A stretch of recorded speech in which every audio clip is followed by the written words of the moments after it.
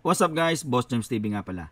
Medyo late na nga tayo guys, no? Pero syempre gagawin pa rin natin ito na reaction video. Yung nangyari dito guys kay Baldogs. Yan, sa mga di nakakilala guys, si Baldogs po yung nawalan ng trabaho dahil nagpakain ito ng aso habang siya ay naka-duty.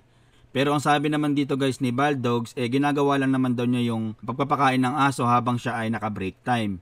Then in-upload nga niya ito sa may social media guys, tapos nakita ito ng kanyang amo na parang ikinagalit guys ng company at doon na nga nagsimula na tinanggalan siya ng trabaho. Ang reaksyon ko dito guys, tulad nga ng sabi ng iba, bakit hindi mo na binigyan ng warning ito si Baldogs, diba? Ba't di mo na siya binigyan ng warning bago man lang siya tanggalin dito sa kanyang trabaho?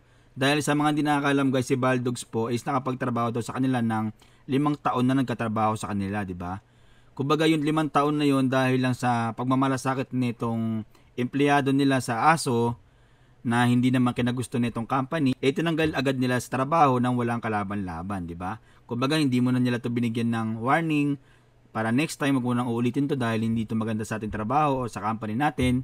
Ganyan-ganyan kung ano ba yung pinaglalaban nitong company na to, di ba? Hindi yung basta-basta mo lang tatanggalin yung isang empleyado na sa tingin ko dapat is regular na siya, di ba? Kasi 5 years na siya. Dapat regular na to si Baldogs. So, hindi dapat ganun kadali na matanggal ito sa trabaho niya, di ba? Ito ang problema sa Pilipinas, guys. Real talk to.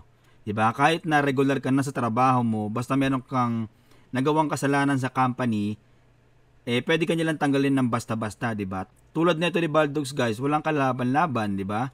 5 years itong nagtrabaho sa kanila. Kumbaga, yung ginawa niya na yan is hindi naman to katanggal-tanggal, di ba? Kumbaga, basic lang yan eh. Yung ginawa niya na yan pero tinanggal agad siya ng ganun-ganun lang. Tapos ang problema pa dito, hindi ko lang alam pero sa tingin ko wala itong nakuwang pera, di ba? Kung may makukuha man tong pera, siguro back pay lang, maliit lang, pero yung trabaho niya guys na 5 years, di ba? Feeling ko hindi niya makukuha yung ano doon yung nararapat na para sa kanya, di ba? Dahil terminate yung nangyari sa kanya. Mabuti sana kung ano siya na retired, di ba? Pwede yun, pero yung ganyan terminate, alam naman natin sa Pilipinas guys, pag terminate, parang wala tayong makukuha niyan eh. Yung back pay nga sinasabi ko kanina, parang alanganin pa yun, di ba? So, ganun, dito talaga sa Pilipinas, ganun kawawa tayo dito sa Pilipinas, di ba? Kaya yung mga kapwa natin empleyado dito sa Pilipinas, talagang sabihin na natin na alipin tayo ng salapi, di ba? Kumbaga, kung ano yung sabihin ng ano natin, na kahit alam naman natin minsan na ginagawa na naman natin yung trabaho natin sa part na yon or ginagawa natin ng trabaho na maayos, kung hindi ka talaga trip or hindi ka talaga gusto ng company mo, wala tayong magagawa dyan, di ba? Kumbaga, kaya ka nilang magawan ng butas anytime, kaya nilang silipin yung trabaho mo para lang mawala ka sa kanilang poder, di ba? Siyempre, pag tinanggal ka nila, di ba, malaking ano yun, malaking pera yun sa kanila, kumbaga hindi ka nila babayaran kasi terminate ka eh. So, di ba, ganun kasaklap dito sa Pilipinas. So yun lang guys, mapapayo ko lang naman dito guys sa mga iba pang mga iba pang mga restaurant.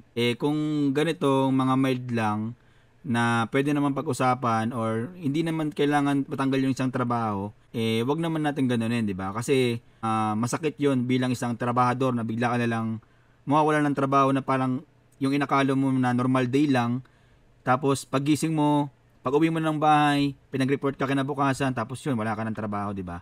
Masakit yung guys bilang isang empleyado na nagtrabaho sa inyo na napakatagal. So yun lang guys, palagi tayong mag-iingat ha. Salamat sa inyong panonood. Peace out.